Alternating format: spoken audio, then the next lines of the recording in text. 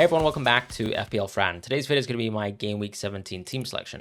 We're going to be looking at how my team plans to address the Sobo and Thiago knocks/injuries and what to do in different situations with them, but also just kind of mention how we look at the team from Game Week 16, just quickly reviewing off of that in what was a lovely game week, right? So that 84 points has sent us to 1,043 points. It's also sent us to 5,775 in the world. So we're in a top 6K rank right now, pretty comfortably in the top 10K, but things can change radically. You can have game weeks in FPL. I've had game weeks in FPL where I've had 300% rank drops. So I'm not looking forward to do that here. But in game week 17, we'll just kind of look at what my team needs and whether actually we have changed our transfer plans in the future as well. For game week 16, if we just quickly recap into my team, we did make the move into, let's say, investing back into double Arsenal defense. Ironically, we did sell Virgil when he actually kept another clean sheet. It's nice, though, that he didn't keep Defcon, because I feel like either he keeps Defcon and gets a 2-pointer, or he is able to keep a clean sheet and also keep it quiet, to be quite honest. And I feel like a little bit lucky that I got away with that one there. Sobo, unfortunately, was forced to deputize into the right back position as soon as Gomez got his hamstring injury. And because Bradley was suspended for that match, he was forced to play right back. So not super keen on Sobo as a pick, but I feel like with Bradley at least being able to play, hopefully we'll be able to enjoy Sobo in more fruitful attacking positions in the future. I also chose to keep double Palace defense, which I'm actually looking forward to owning for this game week.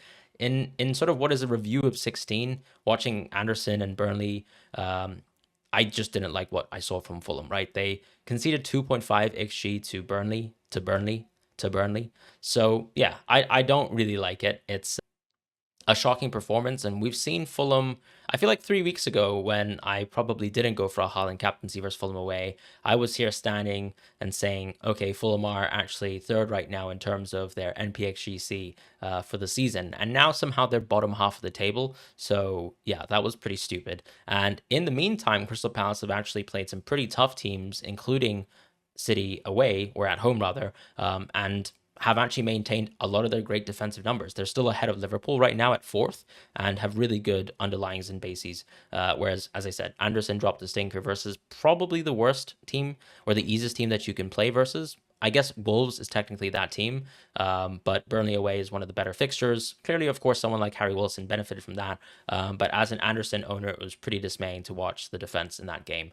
Double Arsenal defense, however, looks pretty good going forwards. I still think the underlying data is absolutely fantastic.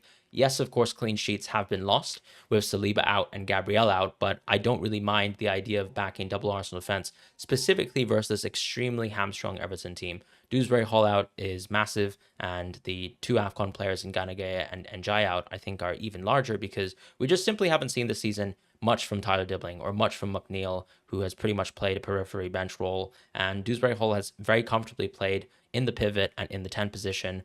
I just think that this is a good opportunity to attack what should be, hopefully, an Arsenal clean sheet, right? We did say that last week for Wolves at home, so I'm not going to overreact, but I'm looking forward to double defense this week. In terms of my midfield, Sobo clearly has an issue, but the Hungarian news report that I sort of read was that it seemed like he could actually still be included for the squad versus Tottenham away. And the key thing is that that's been backed up by James Pearce's reporting on it. It seems like Sobo's injury is a short-term injury. I think the key thing here, if you're looking at Sobo, is as long as he's available for Wolves at home, if he actually misses Tottenham away, fantastic, because we know that he's got the 4 yellow card issue. So someone in that position, actually, you'd want to keep, maybe miss out Tottenham away. Why not? You know, sit on the bench for one game or be out of the squad for a match and hopefully be available to start versus Wolves at home. And I think that's kind of where we would like to enjoy Sobo as someone who currently owns him. For Semenyo, I actually moved into him last week. So I slightly tweaked my transfer plans, because on the day of the deadline, or rather the day before the deadline, we got the press conference news from Amram saying that he was still uncertain about whether the African players who were heading towards AFCON, them being Mazraoui, Mbumo, and Ahmad, were actually going to be available for that selection versus Bournemouth at home. As it turns out, Mazraoui wasn't available for selection. Part of that is because he plays 3 days earlier in AFCON. He plays on the 21st, whereas both Mbumo and Ahmad play their games on the 24th. But I think I didn't really feel like I had the full comfort of being able to say Mbumo for sure was going to play. I know a lot of people have that opinion. I just disagree, because I think you're kind of at the whims of the Cameroonian FA here. They haven't really been well managed, if you read into them at all, and I had no idea whether or not Mbumo was going to be able to play that game, and I didn't want to have the risk of, let's say, having KDH or Dewsbury Hall as an auto sub. So I took the opportunity to sell Dewsbury Hall. Now, obviously, that move has turned out really well because unfortunately, Kieran Dewsbury Hall has suffered an injury that I think should keep him out for 2 to 4 weeks. That's pretty much the average time frame for a hamstring injury. And as we know, even with the Kamada news this week, that it can be much worse, right? You can be almost 8 to 10 weeks out, which I think is the timeline now for Daichi Kamada. And that's going to be a big dampener for this Crystal Palace team in terms of the amount of depth that they have in both the midfield and attacking positions, as he's comfortably been able to play in those positions. But I'm quite enjoying Semenyo right now. I think even for Brentford away, keeping him for next week in Game Week 18, I think is totally justifiable. The only player that I really see Semenyo as being, transferable into is Mateus Cunha, who we would like to see how United play simply versus Aston Villa away without that right hand side, without Ahmad, without Mbumo. And Mazraoui, I don't think is a massive miss because they have a little bit more depth and hopefully De Ligt is coming back into this team. But I just like the idea of keeping Semenyo for at least an additional week in Game Week 18 if what I like or what I see from United in Game Week 17 isn't particularly pretty. Now, Bruno, I think, as I said, he is someone who kind of just papers over the cracks anyways. He might even benefit more from additional set piece share over this period. So there's not much to be said about Bruno. I just think he's an extremely underrated pick. That's not underrated anymore, right? A lot of us have transferred into him. He's gone from 8.9 million at one point in the season to now 9.3 million. Very much kind of like a Harry Wilson thing where he's on an extremely hot run streak of form and people have invested back into Bruno. With Foden, same sort of situation there, but amplified. He's on maybe the greatest sort of form streak in FPL in history, and he's now getting DEFCON as well. Why not? And Saka, well, and even with Bruno this week, I mean, these are players that I think at least Bruno could be captainable in terms of that Wolves match in the future, which I think is Game Week 19 or 18. I can't quite remember. I think it's 19. But Saka is not someone that I necessarily see as a captain. So I think for a lot of other managers who might have moves to make this week, say you want to go into Semenyo, say you want to go into Ryan Cherky, I do think Saka is still expendable. This is not financial advice for my own team, but this is, advice that I think for other managers where you have less team value. I don't think Saka is going to be a captaincy option in the future, at least not in the short-term future. And if anything, I still see him pretty much as a placeholder for Palmer, where when Chelsea's fixtures get better, when Palmer's fitness hopefully gets better, because it doesn't seem like this groin injury is really improving in terms of allowing him to actually play the minutes we'd like for a player who's going to be playing so many fixtures later in the season. Chelsea are involved in multiple cup competitions, involved specifically in the Champions League, where they do need to sort of play and get additional points because they've lost some key points to Atalanta and Karabag as of late. So that's kind of why I think Saka just makes a lot of sense to be a hold for my team. With Thiago, it seems like he has a knock. I will say that we have multiple instances this season of similar sort of treatment. I feel like he's probably playing injured. I think it's very similar to Mateta, to be honest, where you're seeing that Mateta is getting his minutes managed, and because he has to play in multiple competitions, he's sort of playing 60 minutes a match. With Thiago, he has been able to comfortably play 90s outside of the Arsenal game, where he was benched and came off the bench. My concern is that, could that happen versus Wolves? Maybe, but I still think that if they can get Igor Thiago starting, they will try to throw him out there, whereas if I'm being honest with the Arsenal game, I think they probably knew that they were going to play their sort of B team, second string type of team and not really try their hardest. That's conjecture there, but that's sort of my take there in terms of where Brentford can maximize their points. This is the type of game where you want Thiago to start. So I almost think anecdotally, either he starts or he's not in the squad if he's just simply not fit.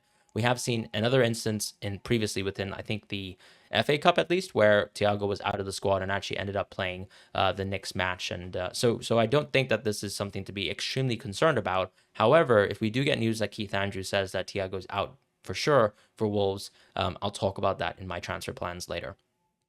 As far as the rest of my team, really happy with it. The one last consideration is Krupi Jr., who did score a goal coming off the bench versus United. I would love to have some sort of league where Krupi Jr. starts, but I just can't think that I can justify starting someone like Krupi Jr., taking the assumption that he's coming off the bench only versus Burnley at home. So I still feel like I've got pretty good depth this week, even if, let's say, Sobo and Thiago don't play. Maybe there's a transfer that I could throw in there, but if Krupi Jr. suddenly is named, I guess, to start in this match, then that changes all my plans. As it pertains to, let's say, Sobo or Thiago being out. But I don't think that's going to be the case. So let's just go through towards our recommendations for this week in terms of Game Week 17 and how to attack the fixture. So to attack the fixtures, we're actually going to look at 1105.com's, and you can find that obviously on that specific website, his team model and the projections for this week. I'll also sort of give my take in terms of how I would attack the fixtures. everyone this week is probably going to either reassort their triple city. So let's say you've got Reinders. I think this is a perfect opportunity to just move into Turkey and bite the bullet. If you don't have triple city right now, I think a lot of people are actually looking at their teams and saying, do I go someone like Nico O'Reilly or Mateus Nunes, or do I go for someone like Ryan Cherky to triple up alongside a Foden and a Haaland, who feel like permanent fixtures in a lot of FPL teams? I think that it just comes down to, is your defense weak? Go O'Reilly. Is your midfield weak? Like, let's say you've got Sobo, who you're not super happy with. Maybe you can move him into a Cherky. In my position, obviously, I'm locked. I also sold Virgil van Dijk last week, so my defense actually got considerably worse, but I took the assumption that Nico O'Reilly is going to play perfect minutes going through, and I still feel like that's true. I still feel super confident about him as a player, and I just think he's the most threatening attacking defender in the game. His returns necessarily haven't shown that yet, but the underlying stats are absolutely there. He's a set piece menace. I would know. He scored for Real Madrid. But in open play, you can see, I mean, he's so comfortable. And obviously, that comes from his history as being a midfield player. So, really happy with Nico O'Reilly and looking forward to this West Ham game as well. As far as attacking this week, Brighton has a good game. But the issue is the flip side is the Arsenal away fixture. So I think for people who are already invested into Brighton, enjoy that game. But I probably wouldn't go into Brighton now. Bournemouth is pretty good because I do think Semenyo is a great punt, maybe Tavernier as well if you're looking for someone in a cheaper price point, and then you can ship them off. Because I still think at the end of the day, whilst maybe the projections for Bournemouth and Brighton here are very close, I still think Burnley are so much worse than Sunderland from a defensive point of view. So I almost think that I'd bet that Bournemouth could do better and Brighton could maybe do worse. That's my personal, biased take, I guess, against the model, but a model is a model for a reason. Aston Villa versus United, as I said, I'd love to see what happens when this United team plays without Mbumo and Ahmad. I don't think Mbumo has been fantastic as of late, but I think Amad Diallo is still absolutely critical to how this team builds up. And his defensive work is still also very, very strong. So I would like to see Dorgu and Dallo, a lineup that I don't think I feel really comfortable with. And I just want to see how Cunha plays as well. So that's kind of something I'm looking forward to as someone who's looking to buy Cunha in the future. For Everton versus Arsenal, as I mentioned, I think that's just a great opportunity for a clean sheet. I still think, for example, Everton and Aston Villa, pretty good defensive teams at home. So I'm not looking for much here from a Saka or Bruno, but still definitely clean sheets on the cards for Arsenal. With Fulham, because their defensive numbers have been slipping, I think the clean sheet odds are nice, but I'm probably going to take a pass on maybe playing a Fulham defender this week. I just don't have that much faith in Anderson. And really, sure, you can say that that's small sample size, but just watching them versus Burnley, knowing that Bassey's out, knowing that Iwobi's out, these are both players who kind of play almost every match for Fulham. I just can't see how it's going to be much better for this team. So as Nottingham Forest come on from a pretty good high, which is beating Spurs 3-0, I think that I'm probably going to take a pass here on at least starting the Fulham defender this week. That's my take. But clearly, the clean sheet odds are good enough to justify starting someone like Anderson, who's still a fantastic pick, to be fair. As far as Newcastle versus Chelsea, I'm not invested into this game, but I suppose some people can see this as an opportunity to maybe move out of their Newcastle picks. At the same time, if you own Chelsea picks, maybe it actually makes still sense to hold on to Chelsea since they've just been doing so well. I probably would want to keep a hold of a Sanchez or a Chalobah, but in my case where I don't own Chelsea players, I'm not really looking to shop for them up until they've played City away. Spurs versus Liverpool is an interesting game because I think Spurs have been pretty diabolical, but at least they're playing at home, which always kind of reduces the clean sheet expectations for a team like Liverpool. I've moved out of Virgil. I felt kind of justified because I don't think they actually played that well defensively versus Brighton despite keeping a clean sheet. So I'll look forward to seeing how I can lose points to Virgil from here on out, but that's kind of my overall take. And Wolves versus Brentford, my only thing would be, we saw Dango and no Sade in the previous week. I don't think it was particularly good versus Leeds, but Leeds are clearly much better than Wolves. So I'd like to see here away from home where the Brentford can put in a decent performance. Now, if Thiago's out, that's probably, not many expectations, but it actually means that Sade would have pen share and things like that. So that's helpful for if someone wants to go for Sade. But I still have some doubts over the Brentford attack. I tend to think that as a Thiago owner, I'm probably going to let him see out these next two games because they're just good. And then after that, we can probably reassess because as I've covered, for example, with my What We've Learned videos, his non-pen data is not particularly good. And with Dango being out for the short term, that's a lot of the pens going as well. So that's kind of my take over this week. And let's quickly segue towards how I plan to line up for Game Week 17. So in Game Week 17, I think I'm going to take the assumption that all the journalistic reporting that we have is true, that my intuition that, let's say, Thiago is going to start this game versus Wolves is going to be the case, right? So that gives me a backdrop of probably playing a 3-5-2 as opposed to a 4-4-2. If Sobo's out, I think I just move straight into a 4-4-2 and move him towards the back of my bench. I don't think that changes anything in terms of am I suddenly going to play this player or that player. My auto sub and my first bench option per this team selection is just simply going to be a 4-4-2 after that. And that kind of goes back to the defense, right? So I'm choosing to play Lacroix over Anderson.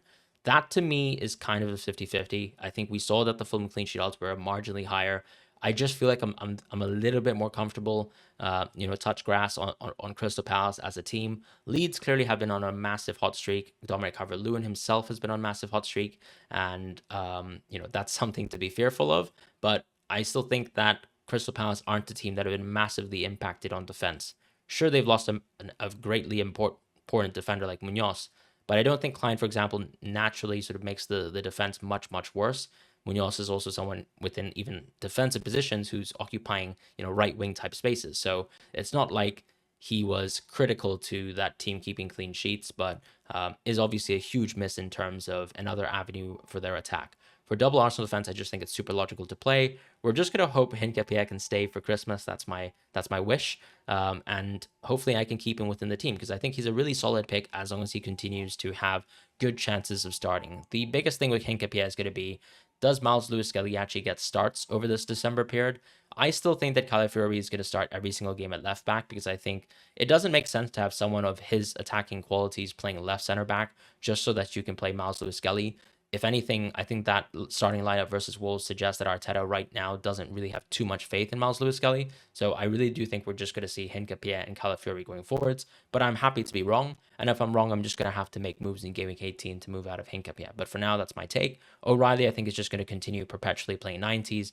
Ryan Aitmari is out the window. And there just really isn't enough depth for the City team that really allows for O'Reilly to even be benched. So why would you be worried? The only thing that I'm worried about is he's an extremely young player playing almost way too many minutes of football at this moment in time. Although Pep's philosophy always is that the younger players can play more games, and that's generally true, right? You don't want to run Bernardo Silva into the ground, even though he kind of has been doing that anyways. But you can see he's protected players like Diaz and Guardiola a little bit more. In the midfield position, I'll play Sobo, Semenyo, Foden, Saka, and Bruno. As I said, Sobo, I think I would expect him to start or not be a part of the squad. Maybe if, let's say, Slot's press conference comments are indicative of the opposite, that maybe he can be included in the squad, maybe he can come off the bench, and we suddenly see a situation where Liverpool are prepared to start without Sobo, but then maybe have to call him on the pitch. I'll consider moving him towards the back of my bench. Right now, I think I'm still operating similar to that Thiago suggestion where I think both of them will either start or just not be a part of the squad. And I make transfer decisions based on that. I still think that based on the reporting that we have, it's not likely that Szoboszlai misses Wolves at home. So even if he misses Tottenham away, I will not make any transfer plans around Sobo because it's not like I can go to Ryan Cherky. It's not like I want to go to Minte. So I like the idea of simply just having Sobo for Wolves at home and actually enjoying the fact that he'll probably play the plum fixture for Liverpool. Semenyo, we actually bought him 1 week early. Fortunately, he scored a goal. And second, fortunately, is that we got very lucky that he didn't get a red card, which was a bit shocking, but fair enough. That has helped us out massively in FPL, so I will keep Semenyo gladly versus Burnley at home. And as I said, I think he's a placeholder for Cunha, but equally he can be a placeholder for another week in Game Week 18, where, yes, of course, United have a good home game, or at least a home game, which is good, but Newcastle at home will be an interesting match for Man United. And I would still like to see how they actually match up versus Villa and whether I have any takeaways from that.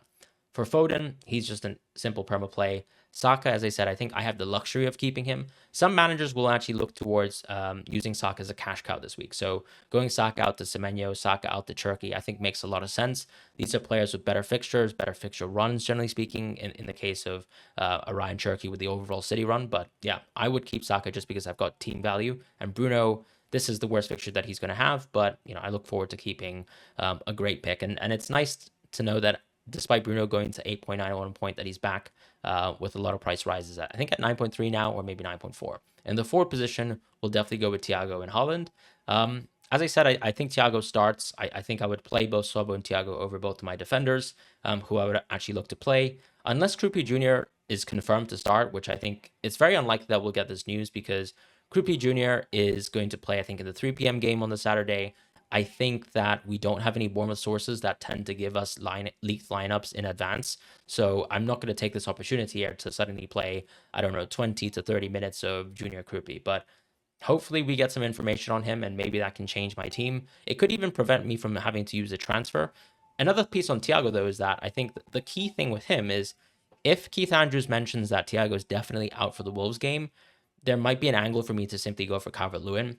Whilst Krupi Jr. could be a decent deputy, I think still having Calvert-Lewin is nice because he's actually got really good minutes. It seems like he's fit finally for once, and he's on penalties for now, at least until Nemeka's on the pitch. And he's cheaper, a lot cheaper than Thiago. So by going from something like Thiago to Calvert-Lewin, I can then afford in the future Hincapié to maybe Gabriel, Hincapié to Calafiori at least, and still have the money to go from Semenyo to Cunha. Because the key thing that I think I'm struggling with right now is I'm at 0.0 in the bank, so I don't have any convenient moves to upgrade Hincapié or any convenient one free transfer moves to upgrade Semenyo. But both Thiago and Sobo can technically be cash cows in the foreseeable, and I kind of think that there's not many forwards that I like in the game. So having Calvert-Lewin as an option could be beneficial to me, just because he'd be someone that I can rotate in the future when he has some nice games, or at the bottom line, like I just don't see myself having to spend that much more money in other positions.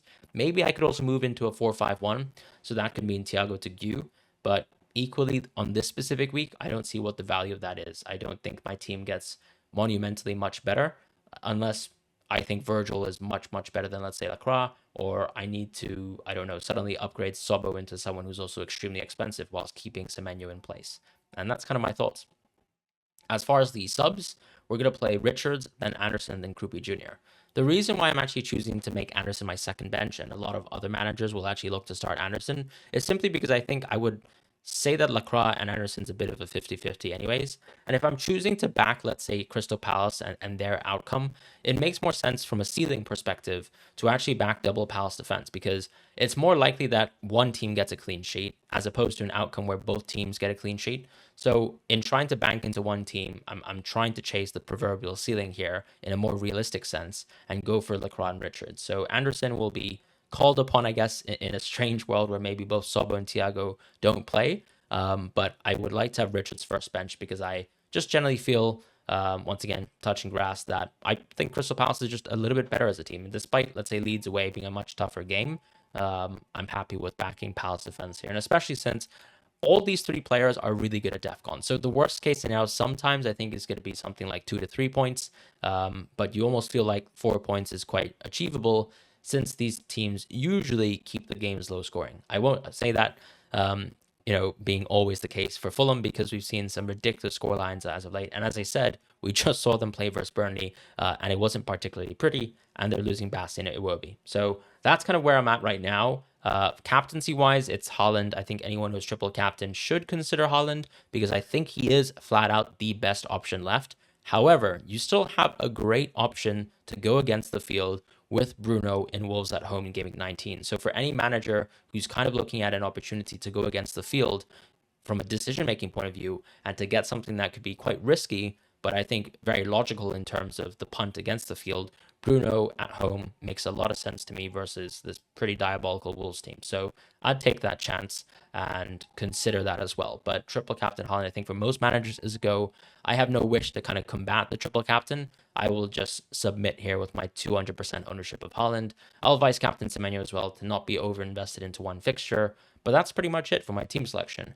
As I said, if Thiago's out, maybe I'll consider Calvert-Lewin. If Sobo's out, unless he's also out for Wolves at home, I think I just keep him for Wolves at home. So that's where I'm at with my team selection. Transfer plans, generally speaking, are still in line with the video that I've actually posted recently. I think that I'm quite firmly going to move Hincapié as a cash cow, either upwards or downwards, depending on whether I make other moves. And Semenyo, similar situation where he's a placeholder for Cunha. But that's it for me. Thank you guys so much for watching. I'll see you guys soon. And best of luck this game week in Gameweek 17. I will be live streaming this week, but I will be in a different location. I'll be back in Hong Kong and looking forward to delivering some content there late at night. The stream will be, of course, UK time in the morning, but I will be back in Hong Kong, I think, at 5 to 6 p.m. recording from there. So look forward to seeing you guys and best of luck this game week.